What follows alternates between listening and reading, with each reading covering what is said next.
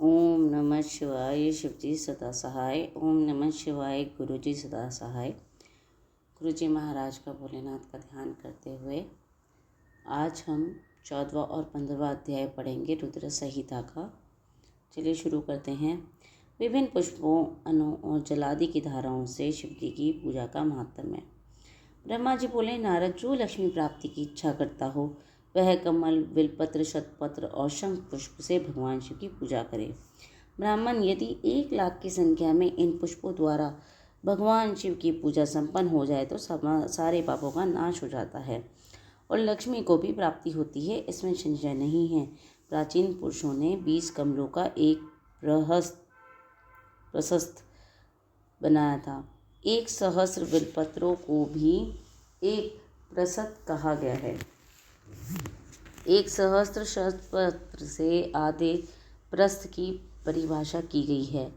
16 पलों का एक प्रस्थ होता है और 10 टंकों का एक पल। इस मान से पत्र, पुष्प आदि को तोलना चाहिए। जब पूर्वोक्त संख्या वाले पुष्पों से शिव जी की पूजा की जाती है तब सकाम पुरुष अपने संपूर्ण अभिष्ट को प्राप्त कर लेता है।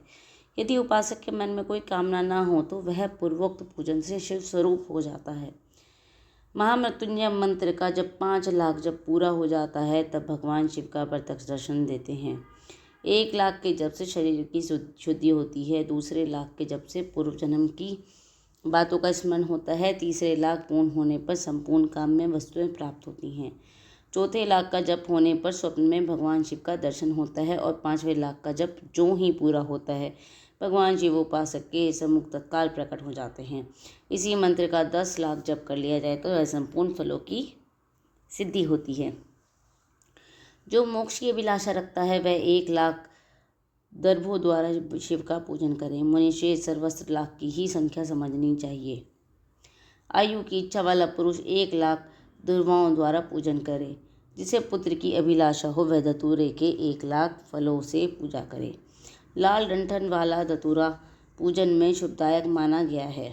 अगस्त्य के 1,00,000 फूलों से की पूजा करने वाले पुरुष को महान यश की प्राप्ति होती है। यदि तुलसी दल से शिव की पूजा करें तो उपासक को भोग और मोक्ष दोनों सुलभ होते हैं। लाल और सफ़ेद आँख, अपामर्क और श्वेत कमल के 1,00,000 फूलों द्वारा पूजा करने से भी उनकी फल, भोग और मोक्ष की प्राप्ति होती है।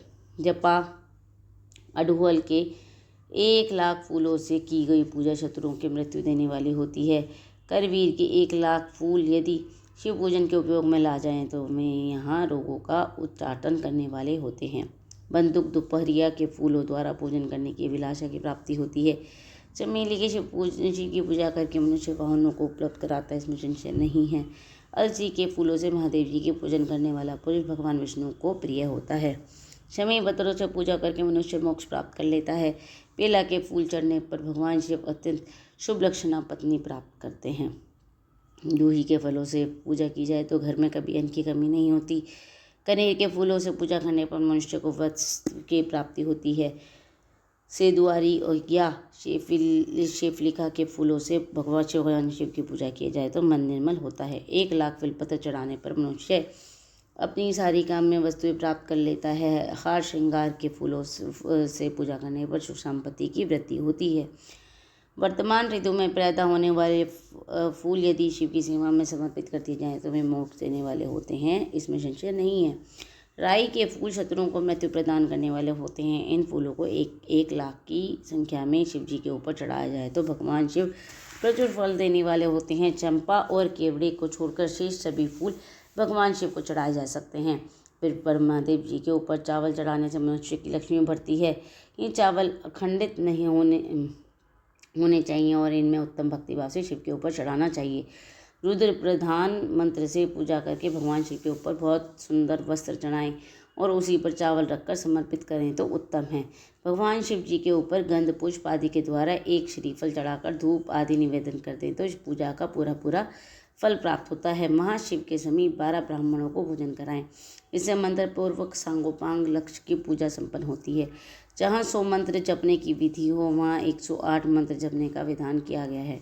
तिलों द्वारा शिव जी को 1,00,000 आहुतियाँ दी जाए तो वह 1,00,000 तिलों से शिव की पूजा की जाए तो वह बड़े बड़े पातकों का नाश करने वाली होती है। जो द्वारा की हुई शिव जी की पूजा स्वर्गीय सुख की वृद्धि करने वाली है, ऐसा ऋषियों का कथन है। गेहूं के बने हुए पकवान से की गई शंकर जी की पूजा निश्चय ही उत्तम मानी गई है। यदि उससे लाख बार पूजा हो तो उससे संतान की वृद्धि होती है। यदि मूंग से पूजा की जाए तो भगवान शिव सुख प्रदान करते हैं। प्रियुंग कंगनी द्वारा सर्वाध्यक्ष परमात्मा शिव जी की पूजा करने मात्र से ही उपासक के धर्म, अर्थ और काम भोग की वृद्धि होती है तथा वह पूजा समक्ष सुख को देने वाली होती है। अरहर के पत्तों के श्रृंगार करके भगवान शिव जी की पूजा करें। वह पूजा नाना प्रकार के सुख और संपूर्ण फलों को देने वाली होती है। मुनिश्रेष्ठ, अब फूलों की लक्ष्य संख्या का तोल बताया जा रहा है, प्रसन्नतापूर्वक सुनो। सूक्ष्म मान का प्रदर्शन करने वाले व्यास जी ने एक प्रशस्त शंखपुष्प को 1 लाख बताया है। 11 प्रशस्त चमेली के फूल हों तो वही 1 लाख फूलों को का मान कहा गया है। जूही के 1 लाख फूलों का भी वही मान है। राई के 1 लाख फूलों का मान 5.5 प्रशस्त है। उपासक को चाहिए कि मैं निष्काम होकर मोक्ष के लिए भगवान शिव जी की पूजा करे। भक्ति भाव से विधिवत भगवान शिव की पूजा करके भक्तों के पीछे जलधारा समर्पित करनी चाहिए। ज्वर में जो मनुष्य प्रलाप करने लगता है उसे शांति के लिए जलधारा शुभकारक बताई गई है। शत्र रुद्रीय मंत्र से, रुद्री के 11 पाठों से, रुद्र मंत्रों के जप से, पुरुष सूक्त से, 6 ऋचा वाले रुद्र सूक्त से, महामृत्युंजय मंत्र से, गायत्री मंत्र से अथवा शिव के श्रोतोक्त नामों के आदि में प्रणव के अंत में नमः पद जोड़कर बने हुए मंत्रों द्वारा जलधारा आदि अर्पित करनी चाहिए। सुख और संतान की वृद्धि के लिए जलधारा द्वारा पूजन का उत्तम बताया गया है। उत्तम भस्म धारण करके उस उपासक को प्रेम पूर्वक नाना प्रकार के शुभ लक्षणों एवं दिव्य द्रव्य द्वारा शिव की पूजा करनी चाहिए। शिव पर उनके सहस्र नाम मंत्रों की घी की धारा चढ़ानी चाहिए। ऐसा करने पर वंश का विस्तार होता है, इसमें संशय नहीं है। इसी प्रकार यदि 10,000 मंत्रों द्वारा शिव जी की पूजा की जाए तो प्रमेह रोग की शांति होती है और उपासक को मनवांछित फलों की प्राप्ति हो जाती है। यदि कोई नपुंसकता को प्राप्त हो तो वह घी से शिव जी की भली भांति पूजा करे और ब्राह्मणों को भोजन कराए। साथ ही उसके लिए मुनीश्वरों के प्रजापत्य व्रत का भी विधान किया गया है। यदि बुद्धि जड़ हो जाए तो उस अवस्था में पूजक को केवल शकरा मिश्रित दुग्ध की धारा चढ़ानी चाहिए। ऐसा करने पर उसे बृहस्पति के समान उत्तम बुद्धि प्राप्त हो जाती है। जब तक 10,000 मंत्रों का जप पूरा न हो जाए तब तक पूर्वोक्त दुग्ध द्वारा भगवान शिव का उत्कृष्ट पूजन चालू रखना चाहिए। जब तन मन में अकारण ही उच्चाटन होने लगे तो जी उतर जाए, कहीं भी प्रेम ना रहे, दुख बढ़ जाए और अपने घर में सदा कलह रहने लगे, तब पूर्वोक्त रूप से दूध की धारा चढ़ाने से सारा दुख नष्ट हो जाता है। सुवासित तेल से पूजा करने पर भोगों की वृद्धि होती है। यदि मधु से शिव जी की पूजा की जाए तो राज यक्ष्मा का दूर हो जाता है। यदि शिव पर ईख के रस की धारा चढ़ाई जाए तो वह भी संपूर्ण आनंद की प्राप्ति करने वाली होती है। गंगा जल की धारा तो मोक्ष और भोग को दोनों को ही देने वाली होती है। ये सब जो धाराएं बताई गई हैं इन सबको महामृत्युंजय मंत्र से चढ़ाना चाहिए। उसमें भी उक्त मंत्र का विधानतः 10,000 जप करना चाहिए और 11 ब्राह्मणों को भोजन कराना चाहिए। इस प्रकार 14वां अध्याय समाप्त। ओम नमः शिवाय। शिव जी सदा सहाय। ओम नमः शिवाय। गुरु जी सदा सहाय। षष्ठी का वर्णन। तदनंतर नारद जी के पूछने पर ब्रह्मा जी बोले, मुने हमें पूर्वोक्त आदेश देकर जब महादेव जी अंदर ध्यान हो गए तब मैं उनकी आज्ञा का पालन करने के लिए ध्यान मग्न हो कर्तव्य का विचार करने लगा। उस समय भगवान शंकर को नमस्कार करके श्री हरि से ज्ञान पाकर परमानंद हो प्राप्त हो मैंने सृष्टि करने का निश्चय किया। तात भगवान विष्णु भी वहाँ सदाशिव को प्रणाम करके मुझे आवश्यक उपदेश दे तत्काल अवश्य अदृश्य हो गए। वे ब्रह्मांड से बाहर जाकर भगवान शिव की कृपा प्राप्त करके वैकुंठ धाम में जा पहुँचे और सदा वहीं रहने लगे।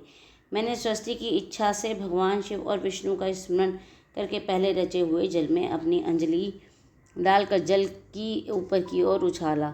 इससे वहाँ एक अंड प्रकट हुआ जो 24 तत्वों का समूह कहा जाता है। पर वह विराट आकार वाला अंड जड़ रूप ही था। उसमें चेतनता न देखकर मुझे बड़ा संशय हुआ और मैं अत्यंत कठोर तप करने लगा।